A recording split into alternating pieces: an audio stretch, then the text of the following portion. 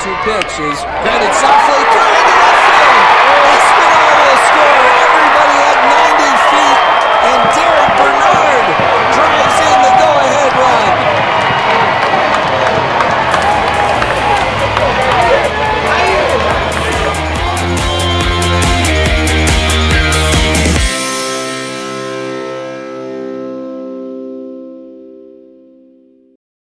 Hey everybody, welcome to In the Den, your inside look at the Fresno Grizzlies, and we are on the road at John Thurman Field. The Grizzlies against the Modesto Nuts, the final season for the Modesto Nuts here at John Thurman Field, a park that has been here for over 8 decades, and it has housed some great baseball players from the Reds to the Athletics to even the Colorado Rockies. Now the Seattle Mariners have their prospects call this place home. But the Grizzlies have done well here all the time, and it must be some of that familiarity. Manager Cesar Galvez used to play here as a member of the Modesto Nuts, but they were a Rockies affiliate, and the Grizzlies have picked up in stride this year. They won 4 of the first 5 games and earned the series victory heading into Sunday night. We got a great show on tap as you go inside the den and see what it's like here at Modesto, the final season of the Modesto Nuts here. We're going to take a look back at this week, and then we'll take a tour of John Thurman Field, and we'll break up the highlights today. Hope you enjoy it. This is In the Den. A perfect day for baseball as the Fresno Grizzlies make their final trek to John Thurman Field as they open up a 6-game series in Modesto against the Nuts. Ford toes the rubber, and his first pitch is a fastball raked into left field, a base hit. And Jacob Hinderleiter starts this one with a single, came in hitting .260 and adds a tally to that. Still dancing off second, Ford deals, and Bernard grounds it sharply up the middle into right center field and through. Hinderleiter being waved around. He will score. Perez going to third. Throw goes there. It's cut off, and it's 1-0 Grizzlies on the RBI single by Derek Bernard.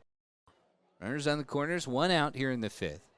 The 0-2 pitch. Forward slider, hammer deep left field. That was going to send Aguilar back racing at the warning track. It's over his head. It'll bounce off of the track. Hinderleiter scores. Perez being waved around. The relay throw is cut off, and it is a 2-run double for Robert Calaz.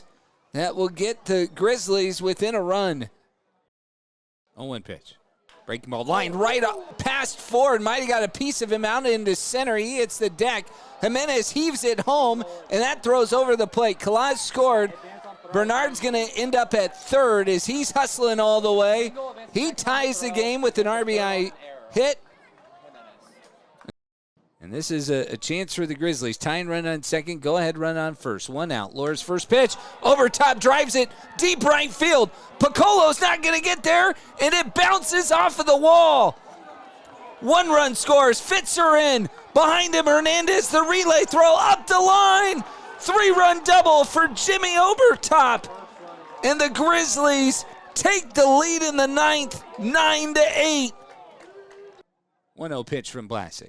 Fastball chopped up the middle, behind the base at second. Hernandez flips to Perez for the out, and that's a final.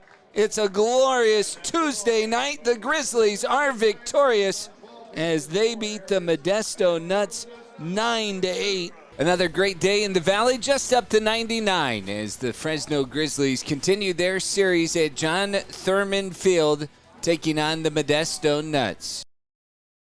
Castillo flares one into right center field, and that's going to fall.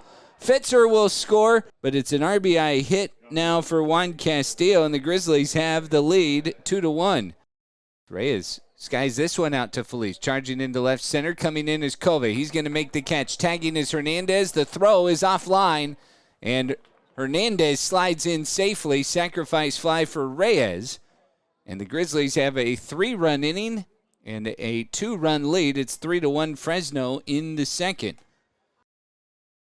Slider served out to second, leaping up, and Dervy Ventura couldn't grab it. It's over his head and into right center field. Coming around to score is Juan Castillo, and Jacob Hinderleiter drives in the 4th run of the inning. 2-2 pitch. Swing and a miss. Herrera got him Second, Herrera deals, breaking ball, tap back towards the mound. It gets away from Herrera. Bare hand play by Perez, throws the first, and they got him. Great play by Andy Perez on a slow bouncer. 1-2 to Moncada. The pitch is a fastball, cut on and miss, strike 3. Now Moncada picked the bat up over his head as he was going to slam it down in frustration. And now Kelvin Hidalgo with nobody on. And he pulls one on the ground past the dive of St. Laurent and fair into the left field corner, into the Grizzlies bullpen. Hidalgo has a double as Kova will toss it into third as the Grizzlies look again to add to the lead. And Perez will drives it down the right field line and into the corner. Perez off to the races as Hidalgo scores. It rolls up against the wall. Piccolo will dig it out and throw it in, but it's back-to-back doubles for the Grizzlies. 2-0 pitch, and Kalaz rips it into left field past the outstretched arm of St. Laurent, and it'll roll to Kova as Perez comes in to score. RBI knock for Robert Kalaz. That made it 6-1 Fresno. Here's Roynier Hernandez. Swings and grounds one through the right side into right field. Perez will score. Tenna being waved around. The throw comes in, cut off. A 2-run single for Roynier Hernandez. And the Grizzlies open it up 10-1 in the ninth. Nobody on in the ninth. The 3-2 pitch. Fastball, swing and a miss, strike 3. And that's it. Grizzlies win it 10-1. It's a glorious Wednesday night. The Grizzlies are victorious, and they take the second game of this series from the host, Modesto Nuts. The weather is perfect, but it's the hottest the Grizzlies have been all season as they take on the Modesto Nuts for Game 3 of a 6-game series at John Thurman Field in Modesto. Brett kicks and deals. The 1-2 pitch, fastball, swing and a miss, up high for strike 3. Molena's first pitch right through the left side and into left field. Fitzer scores. Obertop held up to make sure it dropped, and he will get to third. An RBI hit for Alan Espinal, and the Grizzlies have the 1-0 lead in the inning. 2-2 pitch, grounded to second. Hernandez fields. He'll flip to Hidalgo, steps on the base, throws to first. In time, double play. California league-leading 83rd double play turn this year for Fresno. 2-2 from Lohr. Swing and a miss. He got him. Big strikeout on a fastball tailing down and away. Chance to give Modesto the lead. First pitch, breaking ball, pulled to third. Fitzer stays down, runner coming home. Throw, tag, in time, they got him. Fitzer makes a good throw, got it home quickly enough that Espinal was able to apply the tag. 1-2. Swing and a miss. Slider got him fishing. And Justin Lohr gets out of it again, this time in the 5th. And expecting Obertop to pull way off the line at first. Obertop rakes it through into left field. Hernandez will score. Kalaz stops at third. And Jimmy Obertop has put the Grizzlies back in front. Gives him 1 out. Molena's first pitch is raked over the head of St. Laurent and down the left field line. A fair ball. Kalaz will trot home. Obertop racing to third. Quintas gets it in quickly. And it's an RBI double for Felix Tenna as the Grizzlies lead it 4-2. Slider right down the third baseline, fair, past the dive of St. Laurent and into the corner. Kalaz racing around. Quintas picks it up. Kalaz being waved home. The relay throw gets away, and Jimmy Obertop drives in another. Grizzlies regain the lead in the 8th. 2-2 pitch. Celestin swing and a miss. Hampo blew it by him at 98. And the tying run left stranded on second. 2-2 from Blasick. Sets at the chest and delivers. Fastball grounded to short. Hidalgo to his left. Fields, straightens up, throws. They get him out. And that's a final. It's a glorious Thursday night. The Grizzlies are victorious as they take this one 6-5. Fresno has won 5 in a row, their longest winning streak of the season. Baseball in Modesto is a tradition that stretches back nearly 8 decades. The city's love affair with the game began in 1946 when the Modesto Reds took the field as a part of the California League's rebirth after World War II. Since then, generations of fans have gathered here, drawn by the simple, enduring joys of America's pastime. In its final seasons, the Seattle Mariners have sent their prospects here to develop, and over the last 2 years, they have captured California League championships. Before John Thurman Field became the home of the Seattle Mariners prospects, it was a proving ground for the future stars of the Colorado Rockies. From 2005 through 2016, the Modesto Nuts served as the Rockies' Class A advanced affiliate, helping to shape a generation of big league talent. During that era, some of Colorado's most memorable names sharpened their skills right here in Modesto. Nolan Arenado, a multiple-time Gold Glove winner and perennial All-Star, dazzled fans at third base. Outfielder Charlie Blackmon, known for his trademark beard eventually and leadoff power, also patrolled the outfield grass at John Thurman Field, building the foundation for a career that would see him become a batting champion and fan favorite at Coors Field in Denver. But the Rockies' connection to Modesto ran even deeper. Corey Dickerson, Dexter Fowler, and Troy Tulowitzki all wore the Nuts uniform on their way to the major leagues, each leaving their own mark on the California League. Whether it was Dickerson's powerful left-handed swing, Fowler's speed and athleticism, or Tulowitzki's leadership and glove, Modesto fans witnessed the early chapters of careers that would help define the Rockies' identity. The partnership between the Rockies and the Modesto Nuts wasn't just about developing future stars, it was about building a winning tradition. The Nuts regularly made playoff runs, and excitement on the field translated to packed stands and unforgettable nights under the lights. For more than a decade, John Thurman Field was the first stop on the road to Colorado where potential and promise met opportunity. And for Rockies fans, the legacy of those Modesto seasons still echoes every time one of their homegrown stars takes the field. John Thurman Field itself opened its gates in 1955. Originally christened Del Webb Field, its namesake, Del Webb, was a co-owner of the New York Yankees, a man whose roots ran deep in California baseball. Webb played semi-pro baseball in Modesto as a young man, adding a personal connection to the diamond he helped bring to life. Over the years, the ballpark has seen its share of changes. A fire in 1957 tested the community's resolve, but the stadium was rebuilt and continued to serve as a gathering place in Modesto. In 1983, the park was renamed in honor of John E. Thurman, a local assemblyman and World War II veteran who championed the city and its love of baseball. A major renovation came in 1997 that brought modern comforts, but the spirit remained unchanged. The Nuts story is woven into the fabric of Modesto's baseball history, with a straight line stretching back to those first Reds teams of the 1940s. A longtime affiliate of the Athletics, the franchise has seen legends pass through its dugouts like Rickey Henderson, Reggie Jackson, and Mark McGwire. But what truly sets John Thurman Field apart isn't its history or alumni, but it's the experience. The stadium's intimate design means every seat feels close to the action. And on a summer evening, the cheers of the crowd mingle with the crack of the bat as kids press up against the fence and the railings, hoping for a smile or an autograph from tomorrow's stars. For nearly 80 years, baseball has flourished in Modesto, and through every inning, John Thurman Field has stood as a testament to the enduring power of the game. Here, the past is present, and every pitch carries with it a hope of the new generation. Final strike.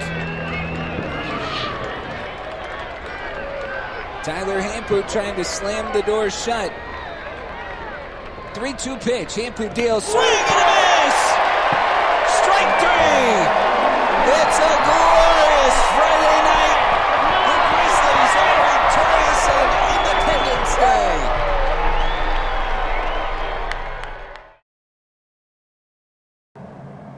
Well, like I said, one of the most asked questions we get is what's going on out here? So who better to ask than the president of the Fresno Grizzlies, Derek Franks.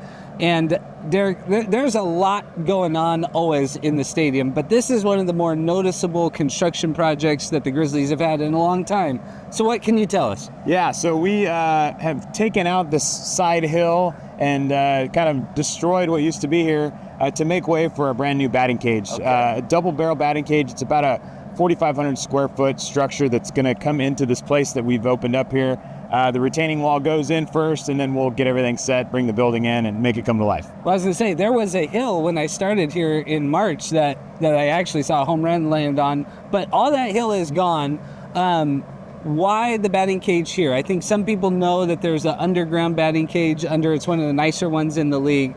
What can you tell us about what the purpose of this is compared to that one? Yeah, so Major League Baseball's new facility standards starting in 2021 required us to have 2 batting tunnels, one for each team. This was built with only one. So to your point, we have a really fantastic right next to the dugout, or I should say between the dugout and the clubhouse, situated perfectly in the tunnel there. This was the only place that we could fit it. So luckily we've got a ballpark with a pretty large footprint on the property here. And it's like I said, 4,500 square foot building. The only place we could fit it was to cut into the side of the hill and put it out here, and we're thankful we had the space to do it and meet Major League Baseball's new standards. You talk about space. Does it come with like a bed and breakfast and a hotel kitchen and all that stuff too? We that's called value engineering. Those things didn't quite make the final project, unfortunately. So we talk about the one that's left over. What can you tell fans about what ideas are going on down in that space? This will be up and running during the off season here. We couldn't quite get it done for this baseball season, so I think it'll be unique for our fans to get to kind of watch it as the construction takes place the final month of the season. Literally rise up from the ashes, right? Right. I think what we're going to do next year in 2026 is we're going to allow the Rockies staff to tell us if they'd like to keep the old batting cage and kind of see how it works. Are they going to use both due to the convenience of the other one? I think that they'll end up wanting to use this one. It's going to be newer and bigger and better. And so after 2026, we'll see what the team prefers. And we've got some cool ideas that have floated around for that space if they no longer desire to use it as a batting cage. Well, this is pretty cool. 2-tunnel batting cage. It's going to be the full length, right? Well, Derek, thank you so much for the time. Really excited to see this come to fruition. In the den, and as July comes to an end, the Fresno Grizzlies have been on an absolute hot streak. One of the guys who's just pitched better and better, Jackson Cox. You missed all of last year. I know this year at the beginning of the year you told me you felt like a new guy. I feel like I've watched you every start feel like you're just settling in more and more. 18 strikeouts and 2 starts against Modesto. What would you say has been the biggest adjustment for you over the last month? Biggest adjustment has been throwing my off speeds more consistently and more competitively. Throw more in the zone, and the strike percent has been a lot higher last month or so. What would you say has helped you settle in to be able to do that? A lot of work with Jerry, and then Scott Oberg, working on those guys. Just showed he was in town last time around Modesto.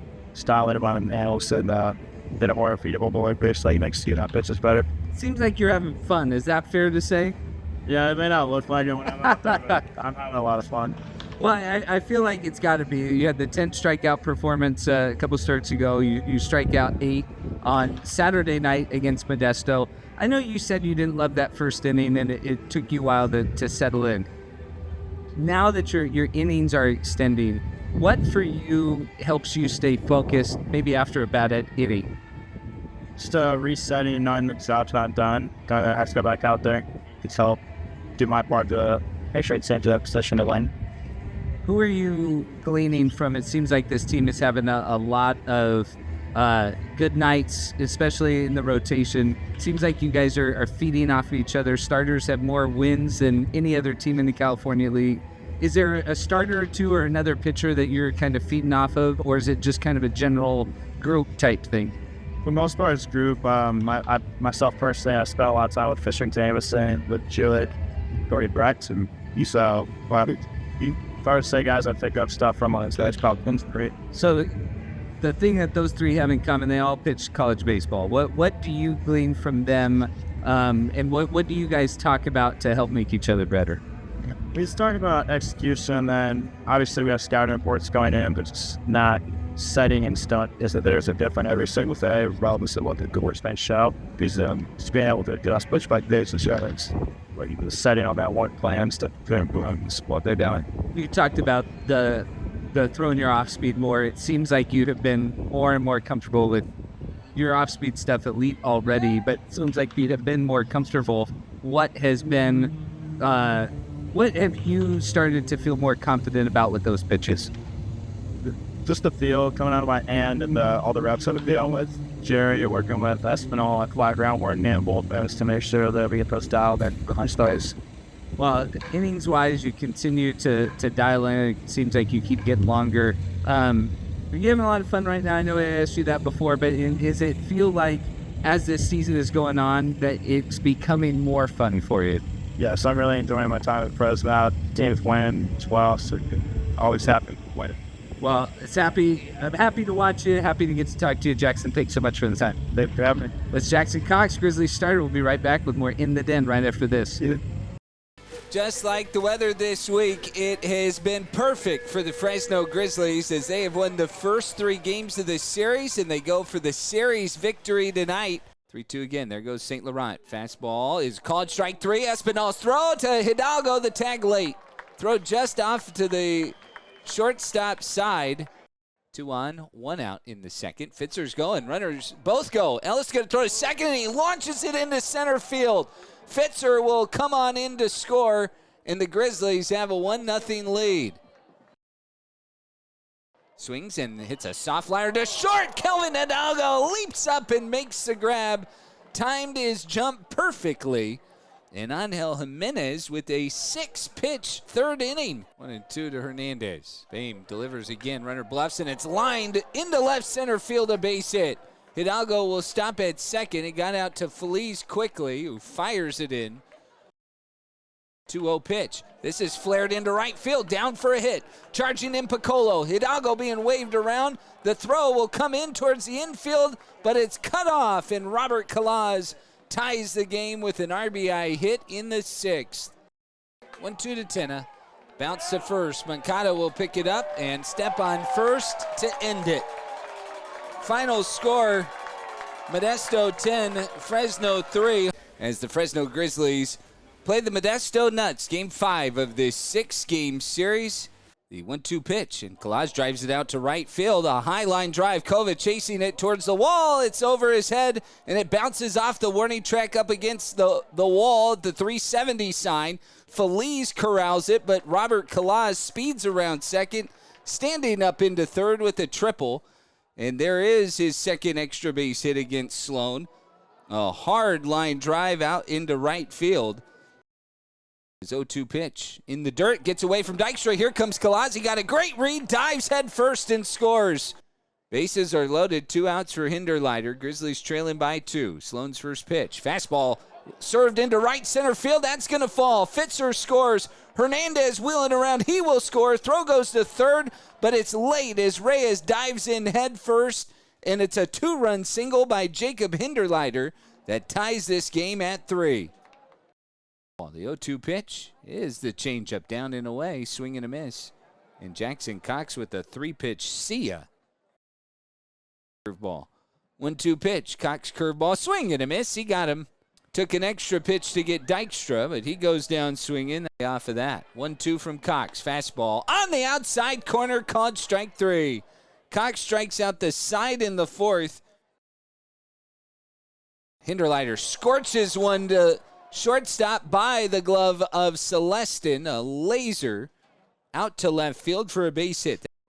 With 1 out and 2 on in the 5th. Breaking ball lifted high into right field. Kova to his right will make the catch. Tagging is Reyes. Reyes comes in to score. Sacrifice fly from Robert Kalaz, and the Grizzlies have regained the lead. Breaking ball grounded to third, and that gets by St. Laurent into left field. It bounced off his glove and trickles into the outfield. Hinderleiter comes around third. He scores. 2 outs in the 5th. The 3-2.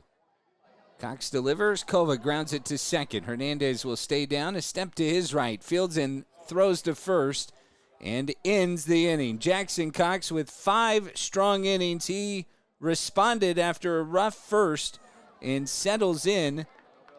Makes it through 5. And they're going to show bunt. This is up the first base line of beauty. Fielded by Moncada. He'll flip high, and Hidalgo beat it out for an RBI base hit.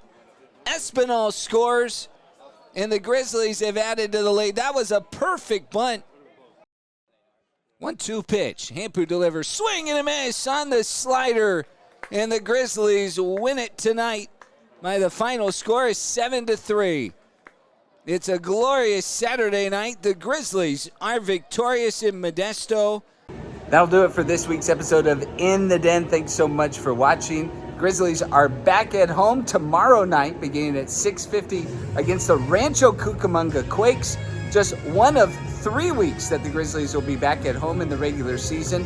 But we need your help. They're fighting for the postseason, and every game matters right now. So we want to see you out there at the park. And of course, all the great promotions going on all week, which includes the return of the 1v1 food truck throwdowns on Thursday. Friday night, In My Grizzlies Era night. Hope that if you're a Pop fan, you will come out and bring your friends to the ballpark. We're going to have a good time, and the weekend will roll on. 7:05 on Friday, of course, post-game fireworks, and then back to 6:50 on Saturday, and the return of pregame catch on the field. Sunday night, the 5:05 start as they wrap up the series and get ready to hit the road when they'll go back out to Southern California and go take on the Inland Empire 66ers. But that's for next week. We'll talk about that on In the Den when we talk to you on KC24 and the CBS47 Plus app. On behalf of the Fresno Grizzlies, I'm Tim Slack. Thanks for watching In the Den.